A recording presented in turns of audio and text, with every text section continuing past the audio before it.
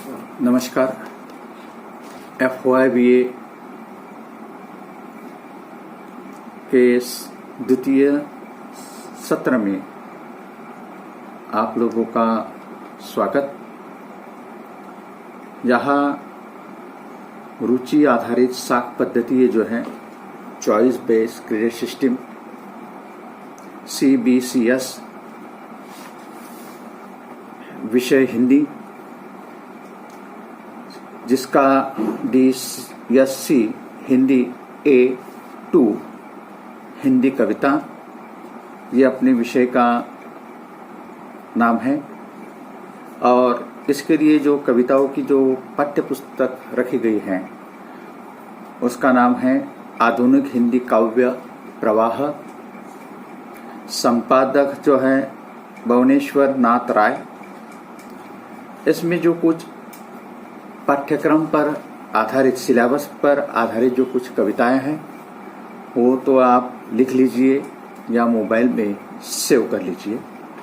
इस पाठ्यक्रम में जो अध्ययन के लिए जो कविता रखी गई है कुल मिलाकर 15 कविताएं हैं। उस कविताओं के बारे में मैं आप लोगों को बता रहा हूँ। पहले कविता का नाम और उसके बाद में कवि का नाम है।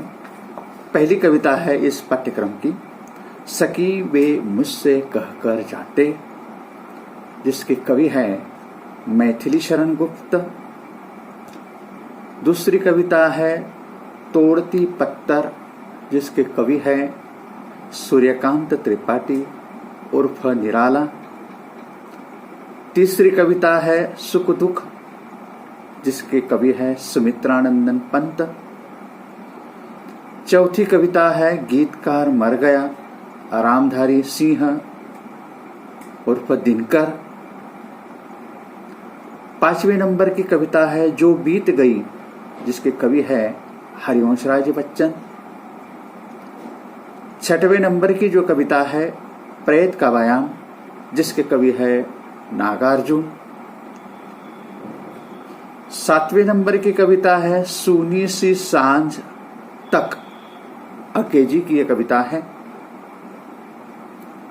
8 नंबर की कविता है गीत फरोश, जिसके कवि है भवानी प्रसाद मिश्र। 9 नंबर की कविता है गांधी जी के जन्मदिन पर, जिसके कवि है दुष्यंत कुमार। 10 नंबर की कविता है प्रौढ़ शिक्षा, जिसके कवि है धूमिल। 11 नंबर की जो कविता है पिता, जिसके कवि है उदय प्रकाश। 12 नंबर की कविता है सात भाइयों के बीच चंपा, जिसकी कवयित्री है कात्यायनी। 13 नंबर की कविता है श्रिया, जिसकी कवयित्री है अनामिका। 14 नंबर की कविता है खोज की बुनियाद, जिसकी कवयित्री है सुशीला टकभौरे। और 15 नंबर की जो कविता है अपने घर की तलाश, जिसकी कवयित्री है निर्मला पुत्र। तो ये सेकंड सेमेस्टर में शैक्षणिक वर्ष 2021 में प्रथम वर्ष कला के लिए हिंदी विषय में ये निर्धारित कविताएं हैं। ये इस तरह का उसका पाठ्यक्रम या सिलेबस है। आगे हम देखते हैं कि इस पाठ्यक्रम में से पहली जो कविता है, इस कविता के बारे में और कवि के बारे में हम लोग चर्चा करते हैं। अध्यापन की एक प्रक्रिया अभी शुरू हो गई है। मैं पहली कविता जो है, इस पहली कविता के बारे में आप लोगों को उस कवि के बारे में थोड़ा परिचय देना चाहता हूं।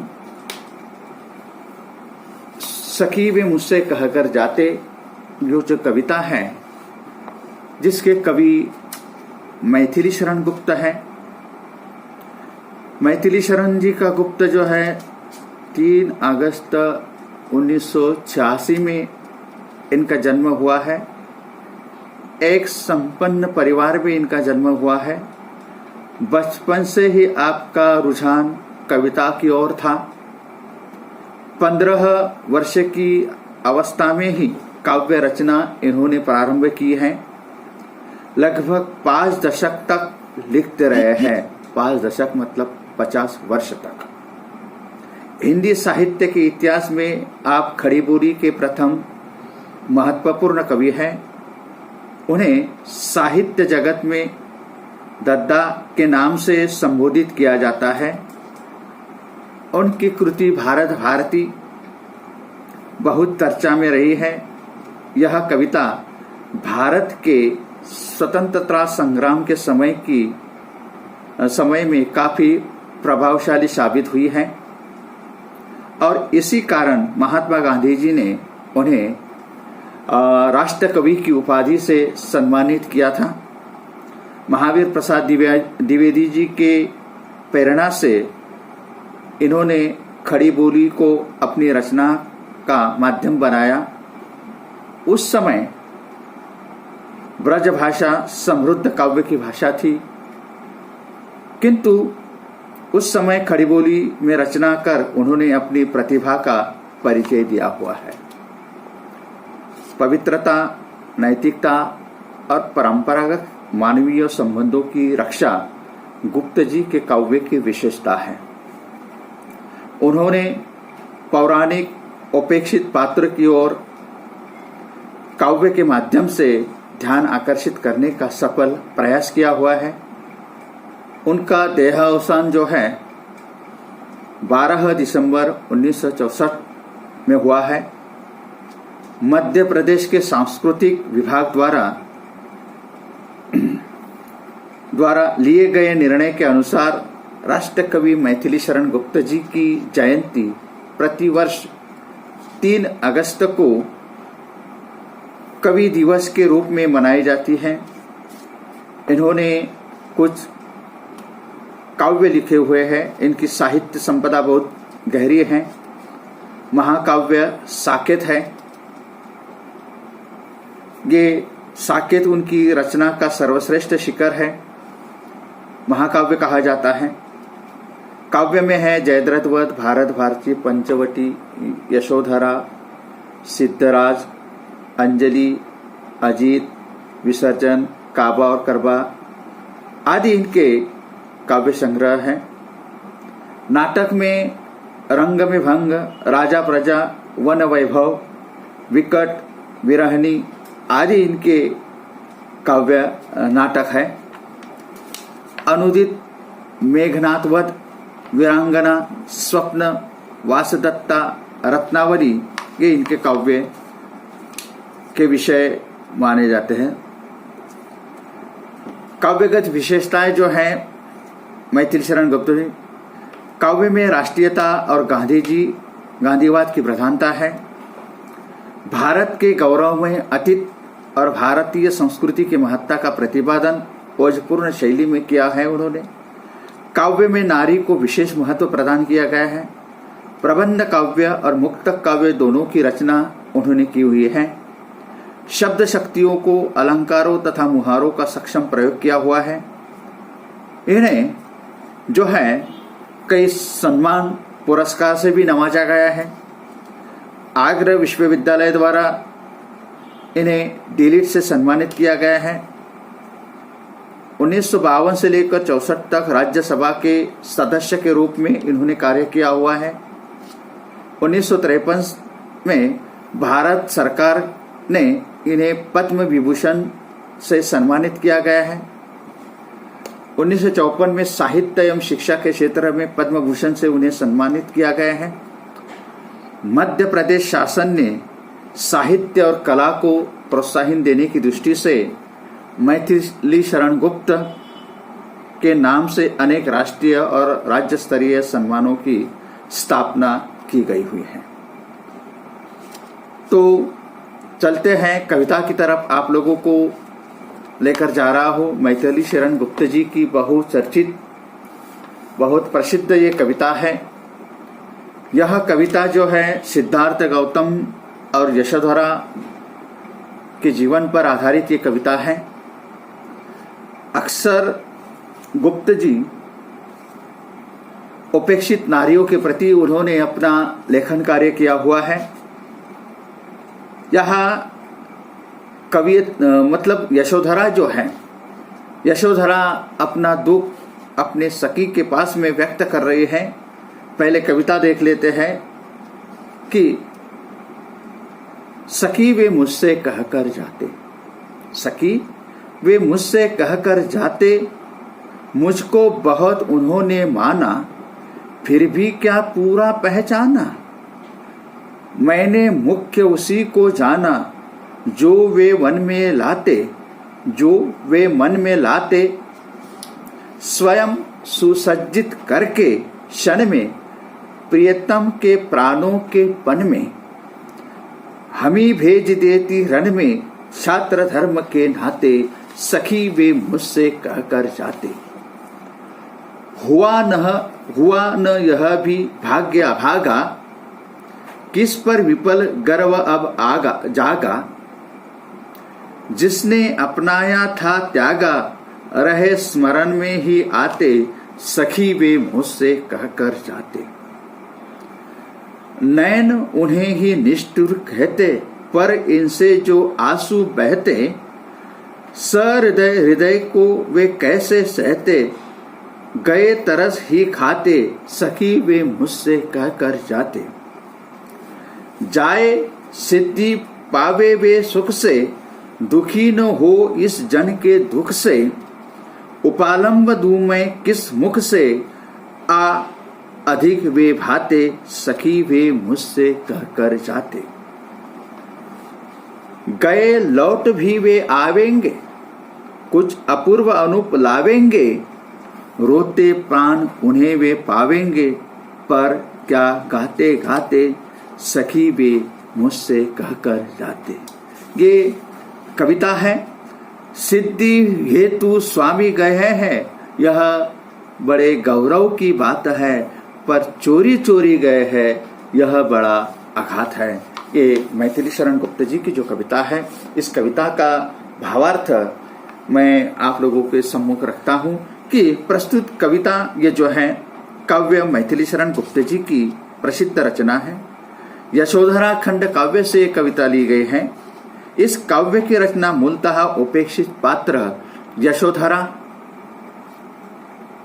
यशोधरा के महत्व की प्रतिष्ठा के लिए यह की गई है।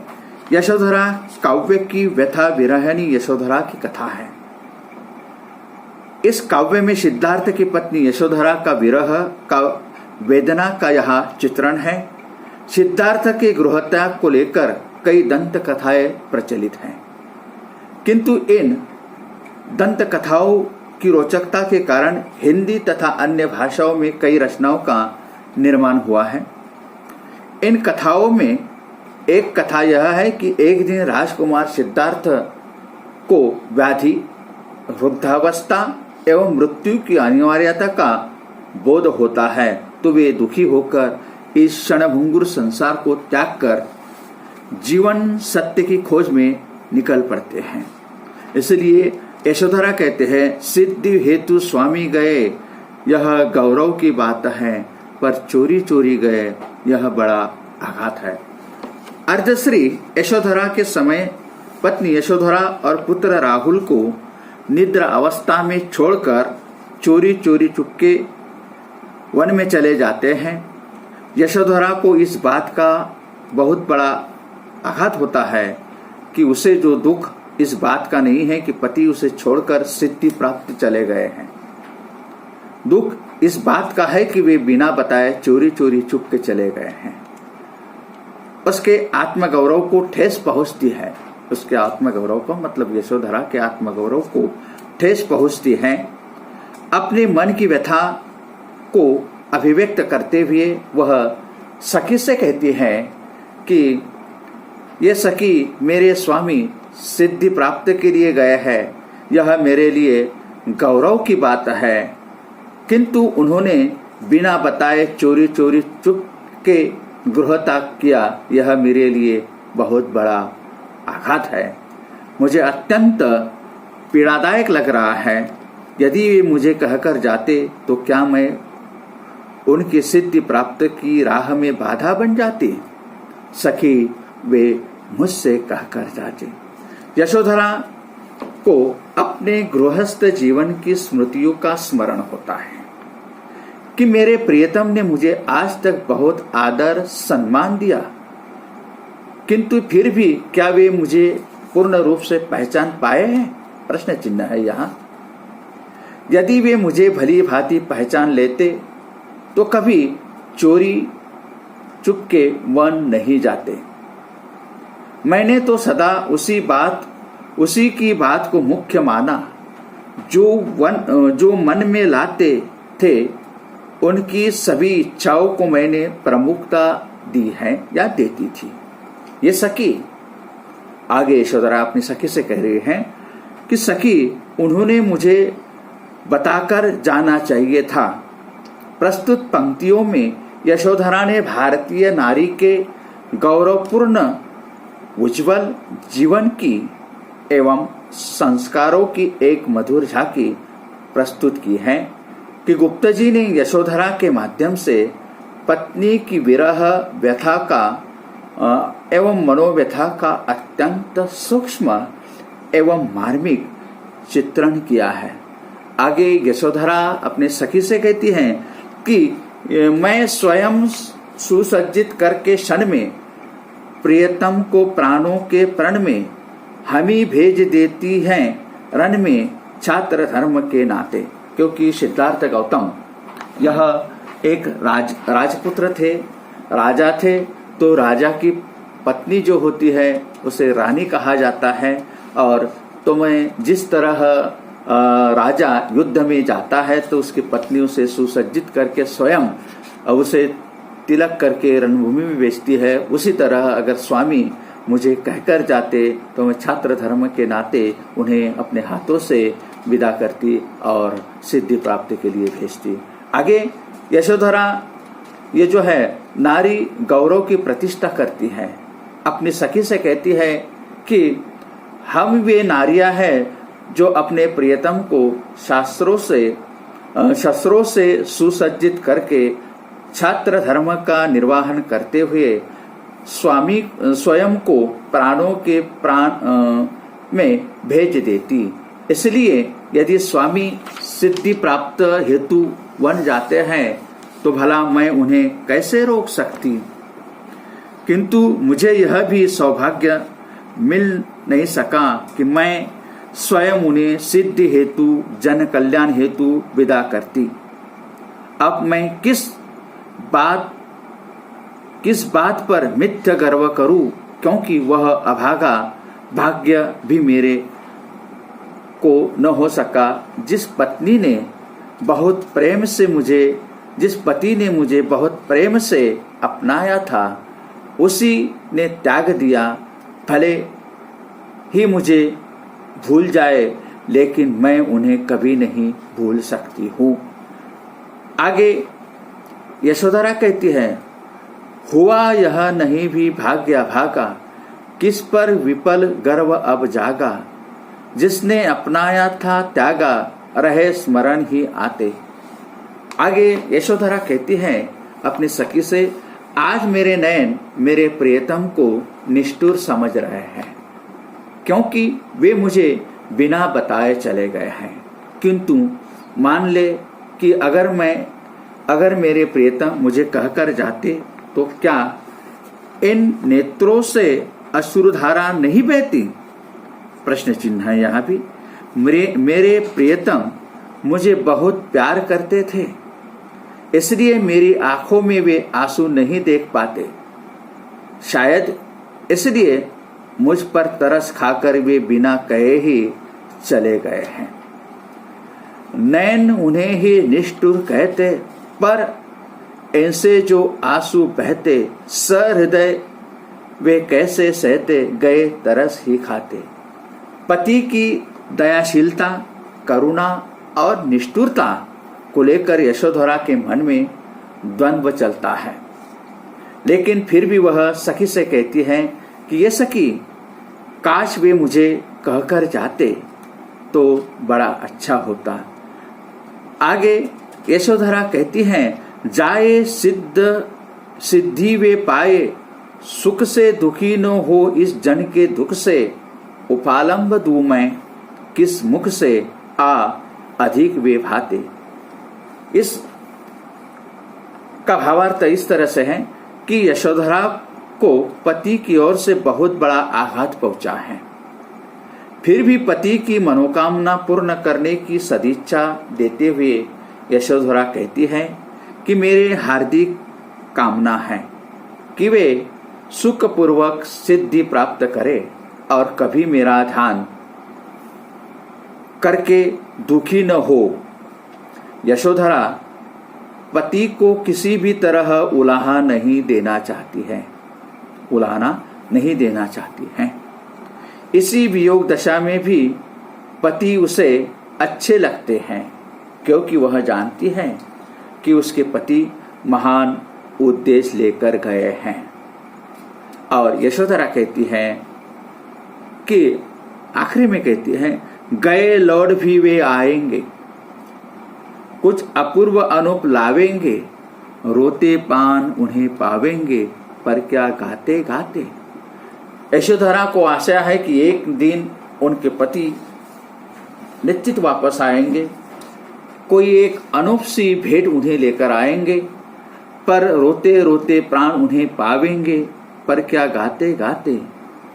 यशोधरा कहती है आगे, सिद्धि प्राप्त हेतु गए हैं तो एक दिन वे सिद्धि प्राप्त कर कर अवश्य लौट आएंगे और अपने साथ कुछ अपूर्व और अवनूप लेकर आएंगे, किंतु मेरे प्राण उनका किस तरह स्वागत करेंगे, हंसते हंसते या रोते रोते। विरहनी यशोधरा पति सिद्धार्थ का स्वागत हंसते हंसते करे, यह तो मुश्किल है, क्योंकि बिना कहे ही वो चले गए हैं। प्रस्तुत सखी वे मुझसे कहकर जाते इस कविता में यशोधरा की मन की व्यथा का यहाँ मार्मिक चित्रण हुआ है। भारतीय नारी दुख वेदना एवं पीड़ा के बावजूद पति के कल्याण के लिए उदात्त भावना रखती है, यह भी बोध इस कविता से हमें मिलता है। वह कभी नहीं चाहती कि उसके पति किसी भी प्रकार से दुखी हो। यशोधरा के माध्यम से इसकी अभिव्यक्ति यहाँ दिखाई देती है। यशोधरा खंड काव्य में बुद्ध दर्शन को अभिव्यक्त किया गया है।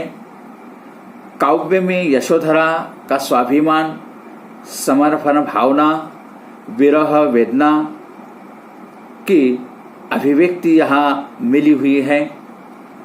यहाँ ये जो कविता है भगवान बुद्ध और यशोधरा के जीवन पर आधारित ये कविता है। भगवान बुद्ध के जीवन पर अगर हम चर्चा करें तो बहुत ही घंटे लगेंगे। संक्षेप में एक बात बताता हूँ कि भगवान बुद्ध का जब जन्म हुआ तो भी पूनम का दिन था। भगवान बुद्ध का विवाह हुआ तो भी पूनम का दिन था। भगवान बुद्ध का को राहुल नाम का जो पुत्र हुआ उसका जन्म भी पूर्णिमा के दिन है। भगवान बुद्ध ने जो गृह त्याग किया वो भी पूनम का दिन है। भगवान बुद्ध को सिद्धि प्राप्त होती है वो भी पूनम का दिन था।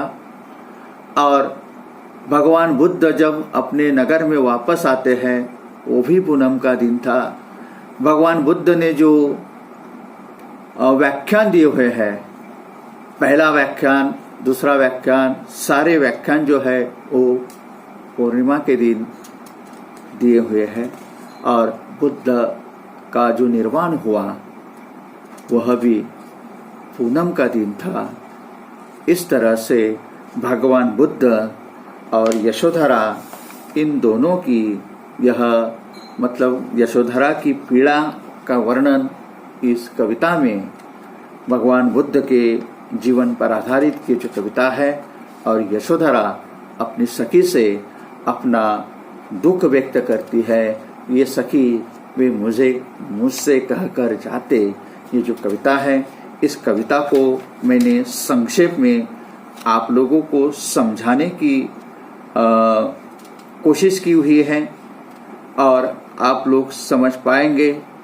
अपने ग्रुप पर FYBA का जो ग्रुप है, A डिवीजन और B डिवीजन, इन दोनों ग्रुप पर ये कविताएं, ये मेरा व्याख्यान, इस कविता का व्याख्यान जो है, ये इस कविता का व्याख्यान अब मैं थोड़ी देर में आप लोगों के सम्मुख अपलोड करूंगा। इसे आप लोग व्याख्यान के दौरान चलते हुए या रनिंग नोट्स निकाल सकते हैं या आप इसे सेव कर सकते हैं। ये आपके ऊपर अवलंबित है कि आपको जो सुझाव अच्छा लगे वो आप अपनाइए। और यहाँ पर हम इस कविता को का पूर्ण विराम देते हैं और अगली तासिका को अगले कवि के बारे में मिलते हैं अगले व्याख्यान में। तब तक के लिए हम यहाँ पे रुकते हैं। अगले व्याख्यान के लिए आप लोगों को हार्दिक शुभकामनाएं देता हूँ। ये कविता आप लोगों को कितने समझ में आए, मैं कहीं ऐसा मुझे मालूम नहीं है, लेकिन आप जरूर आसान से आसान भाषा में मैंने इसका स्पष्टीकरण, कवि का परिचय, कवि का साहित्यिक परिचय, कविता का भावार्थ समझाने की कोशिश की है। इस पर घंटों हम चर्चा कर सकते हैं, लेकिन समय की पाबंदी है, इसलिए मैं यहाँ पर रुकता हूँ और अगली तासिका को अगले पीरियड में मिलते हैं।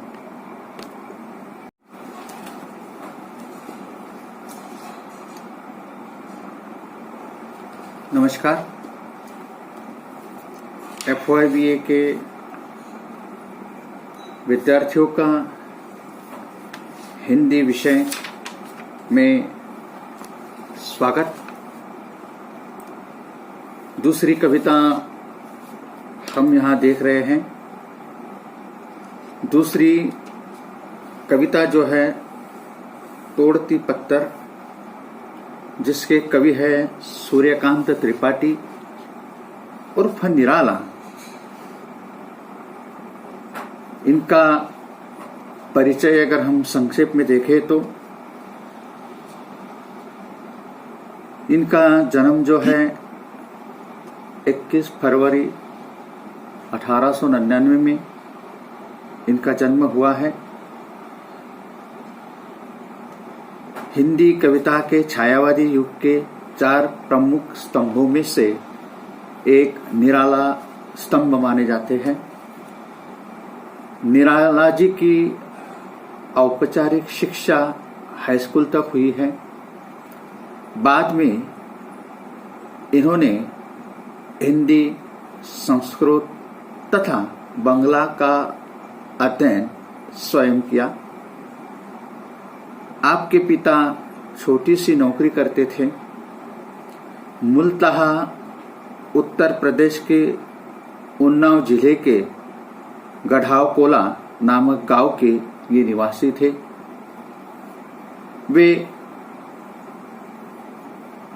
इन्होंने कई दिन तक एक सिपाही की नौकरी की। इनके पिताजी ने 3 वर्ष तक सिपाही की नौकरी की। 3 वर्ष की बाल्यावस्था में मां का स्वर्गवास हो गया है। इनकी मां का देहांत हो गया। निराला जी की माता ममता छीन गई और युवावस्था तक पहुंचते पहुंचते पिताजी भी साथ छोड़कर गए। निराला जी के बचपन से ही असुविधाओं और मान अपमान का परिचय मिला हुआ है। निराला जी को बचपन से ही मान अपमान और असुविधाओं का प्रमाण परिचय मिला है। पिताजी की छोटी सी नौकरी के कारण आर्थिक अभाव का जीवन उन्हें मिला हुआ है। इन्होंने दलित, शोषित, किसान हमदर्दी दिखाई। हमदर्दी का संस्कार आपने अबोध मन से ही अर्जित किया हुआ है। 15 वर्ष की अल्पायु में निराला जी का विवाह मनोहरा देवी से हो गया था। मनोहरा सुंदर और सुशिक्षित थी। संगीत का अभ्यास भी था। पत्नी के आग्रह पर ही आपने हिंदी सीखी एवं हिंदी में लेखन का प्रारंभ किया। जीवन संघर्ष संस्कारों ने निराला जी का साथ छोड़ दिया। आपकी अवस्था 15 वर्ष की थी तभी पत्नी का देहांत हो गया। वेदना एवं पीड़ा का सिलसिला यूं ही चलता रहा। आपकी बेटी सरोज 18 वर्ष की उम्र में ही परलोक सिधारी। निराला जी की आर्थिक विषमताओं से घिरे हुए रहे हैं। वे निराला जी के जीवन की सबसे विशेष बात यह है कि कठिन से कठिन परिस्थिति में भी आप सिद्धांत त्याग कर समझौता नहीं किया हुआ है। आपने सिद्धांत त्याग कर कभी समझौता नहीं किया हुआ है। आपके जीवन के अंतिम समय में वे इलाहाबाद में थे और 15 अक्टूबर 1961 में निराला जी ने अंतिम सांस ली और उनका निधन हो गया। इनका रचना संसार जो है काव्य संग्रह है अनामिका, परिमल, गीतिका, तुलसीदास, कुकुरमुत्ता, अनीमा, बेला, नए पत्ते, अर्चना, आराधना, गीत, गुंज, संध्या काकली, अपरा आदि। इनकी कहानी संग्रह है लेली, सखी, सुकुल की बीबी, चतुरी चमार, देवी। उपन्यास है अप्सरा, अलका प्रभावती, निरुपमा, कुली भट्ट, चोटी का पहाड़ आदि। निबंध रचना है उनकी रविंद्र कविता, कांकन, प्रबंध, पद्य, प्रबंध, प्रतिमा, चाबुक, चैन आदि। इस तरह से ये निराला जी का परिचय है। यहाँ इन्होंने गद्य पद्य सभी विधाओं पर लेखन कार्य किया हुआ है। तोड़ती पत्थर यह जो है ये एक काम करने वाली स्त्री का जीवन वर्णन क्या होता है, ये निराला जी ने यहाँ संवेदना व्यक्त किया हुआ है। चलो कविता की तरफ आप लोगों को लेकर जाता हूँ। पहले कविता पढ़ लेते हैं और बाद में उसका हम स्पष्टीकरण देखेंगे। वह तोड़ती पत्थर, देखा मैंने उसे इलाहाबाद के पथ पर, कोई न छायादार पेड़ वह जिसके तले बैठी हुई स्वीकार, श्याम तन भरा बंधा यौवन, नत नयन प्रिय कर्म का रतन मन। गुरु हथौड़ा हाथ करती बार बार प्रहार, सामने तरु मालिका उटालिका प्राकार। चढ़ रही थी धूप गर्मियों के दिन, दीवा का तमतमता रूप, उठी झुलसाती हुई लू, रुई जो जलती हुई भू, गर्दन गर्द चिंगानी की छा गई। प्रायः हुई दोपहर वह तोड़ती पत्थर,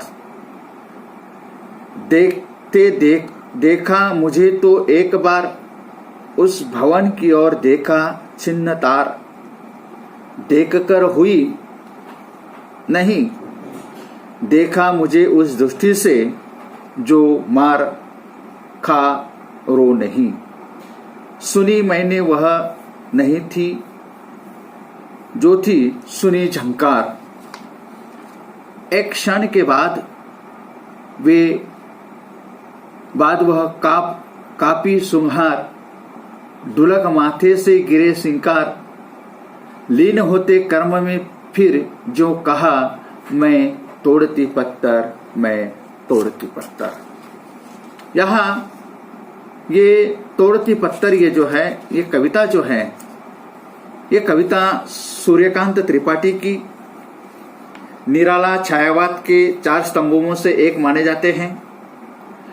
निराला सामाजिक विसंगतियों पर जमकर प्रहार किया है। सामाजिक शोषण का पर्दाफाश करने में उन्होंने कई कसर नहीं छोड़ी है।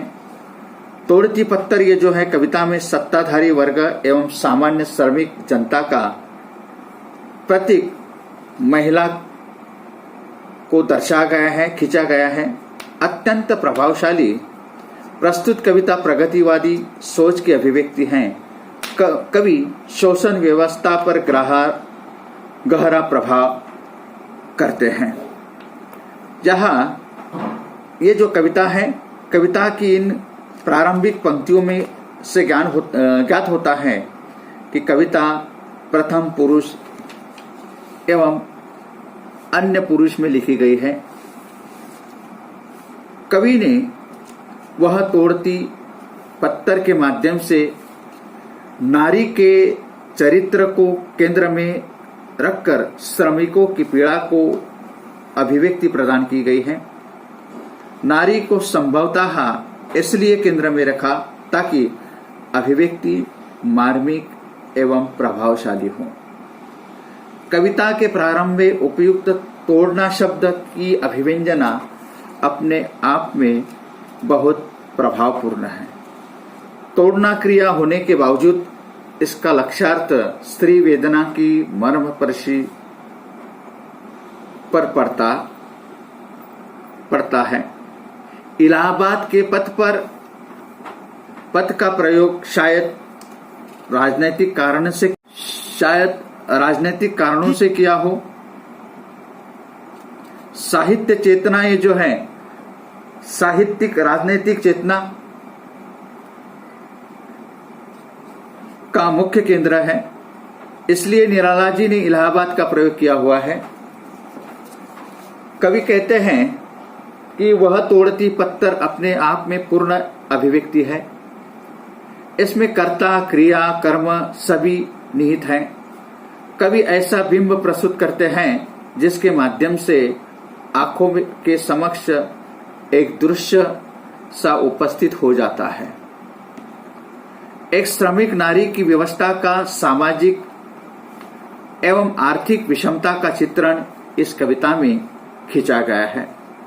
कड़ी धूप में वो महिला जो है, वो स्त्री जो है, काम कर रही है। कवि कहता है, कोई न छायादार पेड़ वह जिसके तले बैठी हुई स्वीकार, श्याम तन भरा बंधा यौवन, नत नयन प्रिय कर्म रतन मन। पत्थर तोड़ने जैसे कठिन कार्य में वह प्रवृत्त श्रमिका जो औरत है, एक पेड़ के नीचे बैठी हुई नहीं है, किंतु पेड़ तनिक भी छायादार नहीं है। प्रस्तुत पंक्तियों में निराला जी ने स्वीकार शब्द का जो प्रयोग किया गया है वह अपने आप में अनूठा है। आप चाहे जो हो स्वीकार हैं, नायिका की स्थिति को यह शब्द अभिव्यक्ति प्रदान करता है। श्याम तन है शब्द का प्रयोग भी लाक्षणिक है। यह संकेत करता है कि किसी ऊंचे कुल से संबंधित नहीं है, शायद पिछड़े वर्ग या निम्न वर्ग की ओर अंकित करता है। भरा बंधा यौवन बिंब प्रस्तुत करता है।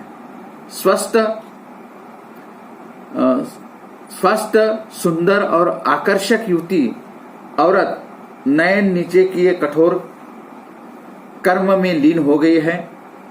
वह अपना कर्म लगन से कर रही है, जैसे वह बाह्य जगत को भूल गई हो। यहाँ नायिका के सौंदर्य पर भी हावी है। उसे अपना तन मन कार्य में लगा दिया है।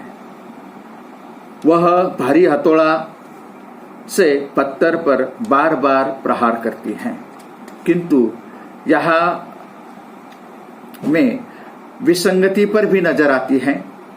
सामने वृक्ष की कतार है, ऊंची इमारतें हैं और प्राचीर भी है, लेकिन वह श्री अपने हाथ में गुरु हथौड़ा लिए अपने हथौड़े से उस पत्थर पर बार बार प्रहार करती है। सामने तरुमालिका अट्टालिका प्रकार है। निराला जी ने इन पंक्तियों के माध्यम से आर्थिक विषमता एवं व्यवस्था की विपदा की ओर भी इशारा करते हैं। सामने तरुमालिका वृक्ष की श्रृंखला है, जहां घनेदार छाया है, इमारतें हैं, जहां आर्थिक संपन्न अमीर लोग रहते हैं, जिनके पास विलासपूर्ण जीवन की सभी सुख सुविधाएं हैं और महलों की रक्षा में 4 दीवारें भी हैं। एक तरफ इतनी सुख सुविधा और दूसरी ओर दोपहर की कड़ी धूप में श्रम करने वाली महिला का कवि ने सामाजिक एवं आर्थिक विषमता पर गहरा प्रहार किया है। श्रमिक महिला निम्न एवं सौहारा वर्ग का प्रतिनिधित्व करती है। अनेक इमारतें हैं, पूंजीवाद का प्रतीक भी है। साहित्य में इसका यथार्थ चित्रण प्रगतिवादी चिंतन में है। गुरु हथौड़ा एवं बार बार प्रहार का भी लाक्षणिक अर्थ प्रतीत होता है। भुजाओं में शक्ति है, बड़ा गुरु हथौड़ा हाथ में है, सतत प्रहार भी हो रहे हैं, किंतु श्रमिक वर्ग अपने दुर्भाग्यपूर्ण जीवन की प्राचीर तोड़ने में असक्षम है। पूंजीवादी व्यवस्था के विरुद्ध लड़ने में वह सक्षम नहीं है। आगे कवि कहता है कि अब दोपहर हो गई है, चल रही थी धूप, गर्मियों के दिन, दीवा का तमतमता रूप, उठी झुलसाती हुई लू, रुई जो जलती हुई भू, गर्दन चिंगी छा गई है, प्रायः दोपहर हुई, वह तोड़ती पत्थर। काव्य या साहित्य के प्रकृति का चित्रण उद्दीप्त रूप में रस निष्पत्ति के में निमित्त होता रहा है। प्रस्तुत कविता में निराला जी ने अपने उद्देश्य की पूर्ति हेतु प्रकृति का भयावह विकार रूप चित्रित किया हुआ है। गर्मियों के दिन और आग उगलता सूर्य, गर्म हवा के झोंके, इतनी तेज धूप है मानो धरती पर रुई जल रही हो। ग्रीष्म का इतना तांडव, प्रकृति का भयावह रौद्र रूप, पर फिर भी वह औरत अपने कर्म में लीन है। दोपहर भी है, वह दोपहर होकर भी वह अपना कार्य कर रही है। देखते देखा मुझे तो एक बार उस भवन की ओर देखा छिन्न तार, देखकर कोई नहीं देखा मुझे उस दुष्टि से जो मार खा रोई नहीं, सुनी मैंने वह नहीं जो थी सुनी इनकी झंकार। यह वह प्रसंग है जहाँ कवि अपनी नायिका से साक्षात्कार कर रहे हैं, जबकि कवि ने सहानुभूति से पत्थर तोड़ने वाली, श्रम करने वाली औरत को देखा जैसे उनका साक्षात्कार हुआ हो। पत्थर तोड़ने वाली श्रमिक ने एक नज़र कवि की ओर देखा और फिर उसकी नज़र अटकलाव पर पड़ी, पर उसने जिस दृष्टि से देखा वह देखना भी क्या था।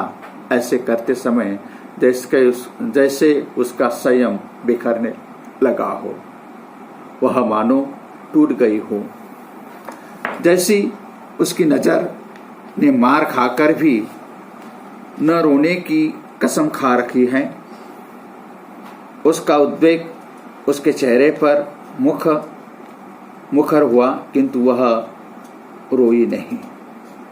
कवि को उसकी देह भाषा से एक झंकार जैसी सुनाई दी। कवि ने इसके अपूर्व कभी न सुनी थी वह साज, वह झंकार सुनाई दी है। एक क्षण के बाद वह काप उठी सुगर, डुलक माथे से गिरे शिकर, लीन होते कर्म में फिर जो कहा मैं तोड़ती पत्थर। निराला जी कहते हैं कि निराला जी का सामाजिक एवं व्यक्तिगत जीवन सदैव संघर्ष से भरा रहा है। उनका यह संघर्ष, पत्थर, यह जो कविता है संघर्षपूर्ण कविता है। निराला जी का जीवन भी संघर्षपूर्ण रहा हुआ है। सामाजिक एवं आर्थिक विषमता एवं उसके परिणाम स्वरूप श्रमिकों का होता रहा है शोषण के खिलाफ श्रोता के सोचने के लिए व्यवस्था करता है। श्रमिक की वेदना एवं पीड़ा से श्रोता पाठक संवेदनशील हो जाता है। इस तरह ये कविता जो है वह तोड़ती पत्थर, इस कविता के माध्यम से निराला जी ने श्रम करने वाली स्त्री का वर्णन किया हुआ है।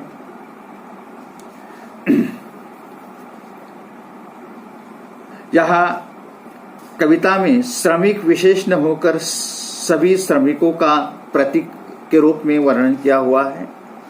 कवि ने इलाहाबाद के पथ पर मजदूर औरत को भरी धूप में पत्थर तोड़ते देखा है।